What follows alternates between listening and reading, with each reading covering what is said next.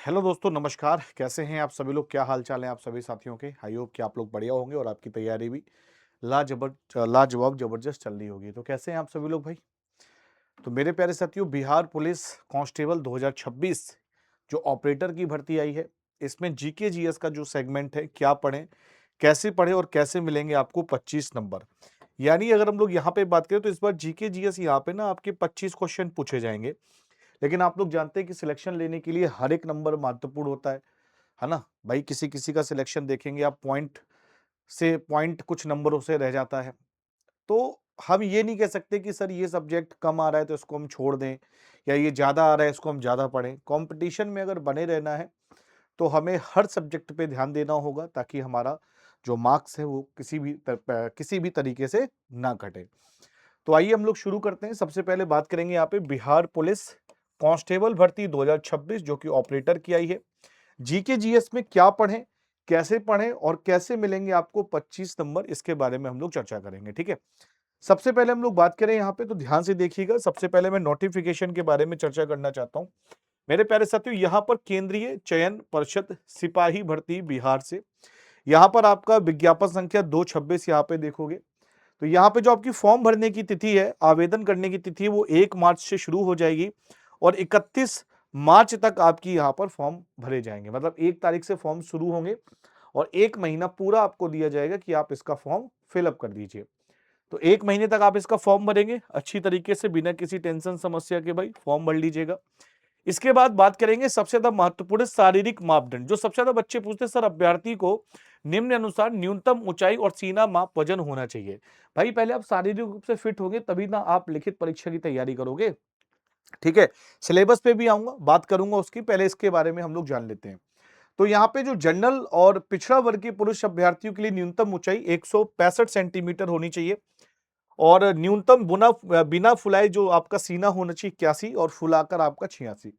अत्यंत पिछड़ा वर्ग पुरुष के लिए 160 और सीना आपका 86 होना चाहिए। और अनुसूचित जाति अनुसूचित जनजातियों के लिए 160 सेंटीमीटर की ऊंचाई, साथ ही में 79 सेंटीमीटर सीना बिना फुलाए, फुलाकर 84 सेंटीमीटर। और सभी वर्ग की महिलाओं के लिए 155 सेंटीमीटर हाइट है। और याद रखिएगा अच्छी तरीके से कि सभी वर्गों की महिला अभ्यर्थियों के लिए न्यूनतम वजन 48 किलोग्राम होना आवश्यक है, ठीक है? तो वजन याद रखिएगा लड़कियों, आप लोगों का 48 किलोग्राम वजन होना यहाँ पे क्या है, आवश्यक है। साथ ही साथ में ट्रांसजेंडर अभ्यर्थियों के लिए शारीरिक मापदंड महिला अभ्यर्थियों के ही समान यहाँ पर होंगे, इसको भी याद रखिएगा। इसके बाद आगे बात करेंगे शैक्षिक योग्यता। ये बहुत इंपॉर्टेंट है भाई, ये काफी ज्यादा इंपॉर्टेंट है क्योंकि बच्चे इसमें बहुत ज्यादा कंफ्यूजन हो रहे हैं। सिपाही प्रचालक पद के लिए शैक्षिक अर्हता इंटरमीडिएट विज्ञान, यहां पर मेरे भाई याद रखिएगा इंटरमीडिएट विज्ञान की बात कही गई है। मतलब अगर आपने इंटर पास किया है, आर्ट साइड से हो, तो आप लोग फॉर्म नहीं भर पाओगे। सीधे सीधे कह रहे हैं कि इंटरमीडिएट जिसने विज्ञान से किया है, और विज्ञान में भी मैं आपको बता दूं 10+2 अथवा समकक्ष में भौतिकी, रसायन एवं गणित विषयों में न्यूनतम 50% अंक के साथ उत्तीर्ण तथा अनुसूचित जाति अनुसूचित जनजाति आरक्षण के कोटि अभ्यर्थियों के लिए न्यूनतम 45% अंक के साथ उत्तीर्ण होना अनिवार्य है। मतलब यहां पे कह रहा है कि आपकी जो शैक्षिक योग्यता है उसमें आपका भौतिक, रसायन और गणित विषयों में न्यूनतम 50% अंक के साथ उत्तीर्ण होना अनिवार्य है। मतलब आपका 50% अंक होना आवश्यक है इन तीनों ही विषयों में, भौतिक में भी 50%, रासायनिक में भी 50% और गणित में भी।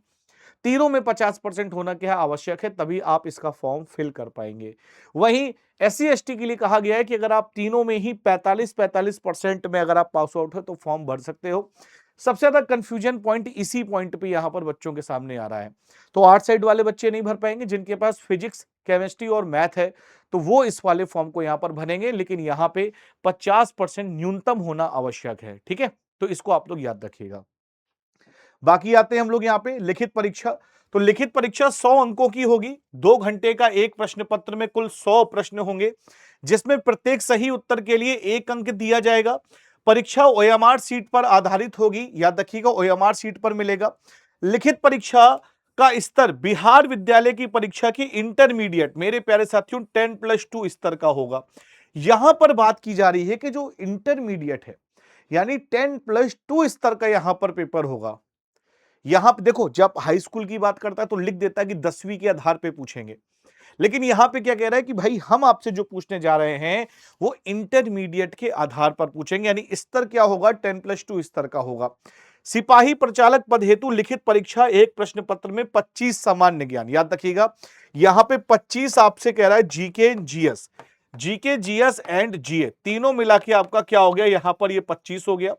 ठीक है, सामान्य ज्ञान एवं समसामयिकी मुद्दों से संबंधित होंगे तथा 25-25 प्रश्न इंटरमीडिएट स्तर के भौतिक, रसायन तथा गणित के, यानी अगर बात करेंगे फिजिक्स के, यहां पर फिजिक्स के 25 क्वेश्चन, केमिस्ट्री के 25 क्वेश्चन और मैथ के 25 क्वेश्चन। तो आप देखेंगे 25, 25, 50, 25, 75 और 25, 100।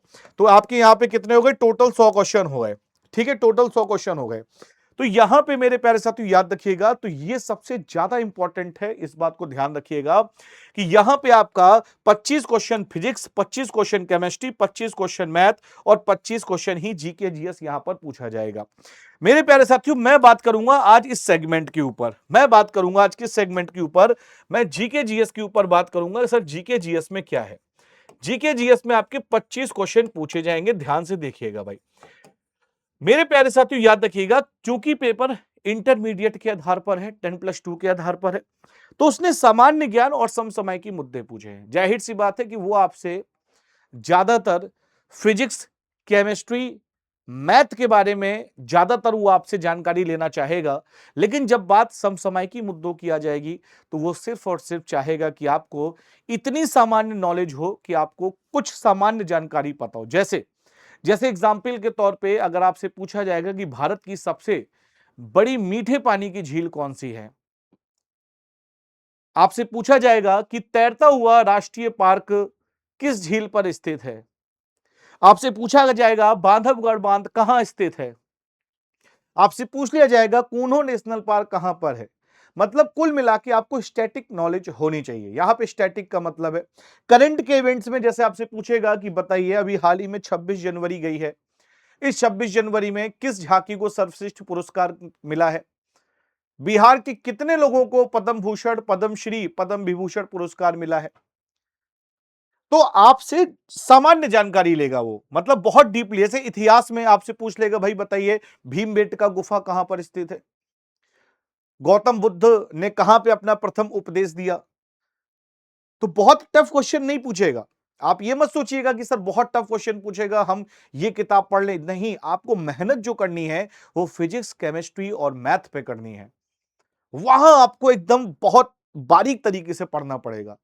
ये वाले 25 की तो आप छोड़ दीजिए, इसकी तो गारंटी आप यूट्यूब क्लास से भी कंप्लीट कर लोगे। ठीक है, मैं आपको पढ़ाऊंगा, बिल्कुल टेंशन मत लेना। 25 में आप ये मान के चलो 23-24 तो आप लगा के ही आ जाओगे। ठीक है, करंट वरेंट सब मिला के। तो अब बात करें, यहां पे 25 क्वेश्चन है, तो ज्यादा इसके लिए मेहनत नहीं करनी है। क्या क्या, हिस्ट्री आपको पढ़नी है, पॉलिटी पढ़नी है, geography, economics, Bihar GK, static GK, current affair, ये टॉपिक आपको कवर करने हैं भाई। History, polity, geography, economics, Bihar GK, current affair, static GK, ये टॉपिक कंप्लीट करने हैं। अब देखो यहां पे अगर मैं बात करूं तो यहां पे जो बिहार पुलिस का एक जो सोशल साइंस का सेगमेंट है, तो इसमें अगर मैं देखूं यहां पे, तो सोशल साइंस में अगर मैं बात करता हूं, आपका हिस्ट्री, ज्योग्राफी, पॉलिटिक्स और अर्थशास्त्र, इकोनॉमिक, इनमें बहुत हाई फाई नहीं जाना, मैंने फिर कहा आप लोगों से, बहुत सामान्य। मतलब जैसे आपसे क्वेश्चन पूछेगा कि बताइए कि आग की जानकारी या आग के उपयोग की जानकारी मानव को कब मिली, तो आप कहोगे सर नौ पाषाण काल में मिली थी। लेकिन आग की जानकारी कब हो चुकी थी, पूरा पाषाण काल में। तो ऐसे कंफ्यूजिंग क्वेश्चन वो आपके सामने रखेगा कि आपको थोड़ा सा सोचना पड़ जाएगा। लेकिन अगर आप क्लासेस करेंगे, पेड बैच, यूट्यूब बैच, तो आसानी से आप कर लोगे। तो मैं ये मान के चलता हूं कि आपका हिस्ट्री, पॉलिटी, भूगोल, अर्थशास्त्र और साथ ही साथ में आपका मेरे भाई याद रखिएगा समसामयिकी और स्टैटिक जीके, ये आपने कवर कर लिया। तो आपके जो 25 क्वेश्चन आते हैं, 25 क्वेश्चन आते हैं मेरे प्यारे साथियों, मैं आपसे फिर से कह रहा हूं कि आप 23 क्वेश्चन बहुत आसानी से बना के आ जाओगे। इसमें ज्यादा मेहनत नहीं करनी है, बहुत ज्यादा यहां पे मेहनत नहीं करनी है कि भाई बहुत ज्यादा, इतनी ज्यादा मेहनत नहीं करनी। ठीक है, करना क्या इसके लिए मेरे प्यारे साथियों, मैं आपको बता देता हूं आप सभी को करना क्या इसके लिए। आप सभी लोग इसकी यूट्यूब क्लास लीजिएगा, मैं अलग से भी इसकी क्लास लेके आऊंगा। आपको यूट्यूब क्लास करनी है अलग से, यूट्यूब क्लास सुबह 8 बजे होती है भाई। ठीक है, सुबह 8 बजे इसी चैनल पे। सुबह 8 बजे मैं क्लास कराता हूं, तो एक बार 8 बजे आप क्लास करिएगा मेरी, ठीक है, सुबह 8 बजे इसी चैनल पे आपको मैं कराता हूं सुबह 8 बजे क्लास, ठीक है, यूट्यूब पर। बाकी मेरे प्यारे साथियों याद रखिएगा कि आपको फिजिक्स, केमिस्ट्री, मैथ इनमें अच्छा स्कोर करना है, ठीक है। इसके लिए आपको डिटेल में पढ़ना पड़ेगा, थ्योरी भी पढ़नी पड़ेगी, एमसीक्यूज भी प्रैक्टिस करनी पड़ेगी। तो थ्योरी आपको अपना बेस मजबूत बनाना पड़ेगा, जिसके लिए हम लोग बहुत जल्द एक रेडियो ऑपरेटर का बैच भी लेकर आएंगे, जिसमें कंप्लीट थ्योरी हम आपको पढ़ाएंगे, कंप्लीट थ्योरी, ठीक है। जीके जीएस भी पढ़ाएंगे और आपको फिजिक्स, केमिस्ट्री, बायो मैथ भी हम लोग वहां पे आपको कराएंगे, जो कि कंप्लीट रहेगा। इस बैच से आप कैसे जुड़ोगे? तो इस बैच से जुड़ने के लिए मैं एक नंबर नीचे लिख देता हूं मेरे भाई, 9456 इस नंबर पे आप व्हाट्सएप कर दीजिएगा, अपना नाम लिख के या कॉल कर लीजिएगा, नाम लिख के व्हाट्सएप कॉल कर लीजिएगा, तो आपको बैच लिंक मिल जाएगा, जिससे आप क्या कर सकते हो, एक बार बैच को देख सकते हो, ठीक है। बैच जल्दी स्टार्ट कर देंगे, क्योंकि देखो वैकेंसी ज्यादा है, लिमिटेड लोग इस फॉर्म को भरेंगे, ठीक है। कंपटीशन काफी टफ रहेगा, निकलेगा वही जो सही समय पे मेहनत कर लेगा। जैसा कि आपको पता है कि इन भर्ती परीक्षाओं का कैलेंडर भी जारी कर दिया गया, रिटन एग्जाम की जून में संभावित तिथि बताई जा रही है। तो ऐसे में आपको पूरी जान झोंक देनी है अपनी पढ़ाई में, ठीक है, किसी भी तरीके से कमी ना रह जाए। यूट्यूब में आप मेहनत करो, क्वेश्चंस पढ़ो, सवाल लगाओ, पेड क्लासेस में आप अपने कॉन्सेप्ट को मजबूत करो, मॉक टेस्ट लगाओ, तो हर हिसाब से आप 2026 में नौकरी ले जाएं मेरे भाई।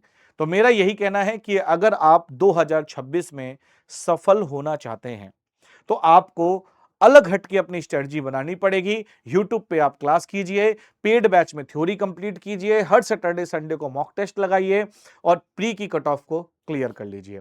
तो मेरे प्यारे साथियों ये नंबर है, जिस बच्चे को बैच चाहिए तो इस नंबर पे आप कॉल व्हाट्सएप कर सकते हैं। यूट्यूब क्लास सुबह 8 बजे मैं करा रहा हूं। इसकी स्पेशल क्लास जो चलेगी वो बहुत जल्दी आपको मैं बता दूंगा कि इसकी स्पेशल क्लास कब से होने वाली है। साथ ही साथ में आप सभी लोग मुझे टेलीग्राम पे फॉलो कर लीजिएगा, ये टेलीग्राम चैनल है, स्कैन करेंगे तो आप सीधे मेरे टेलीग्राम पे चले जाएंगे, वहां पे आपको जो भी इस एग्जाम से रिलेटेड जानकारी होगी सारी की सारी मैं आपको प्रोवाइड करा दूंगा, ठीक है। चलिए, तो मेरे प्यारे साथियों कोई भी दिक्कत समस्या अगर आपको आ रही है तो आप नीचे कमेंट कर सकते हैं, मैं आपके कमेंट का जरूर रिप्लाई करूंगा। तो आज के लिए इतना ही, तब तक के लिए जय हिंद, जय Bharat, thank you so much, bye bye, take care, Radhe Radhe.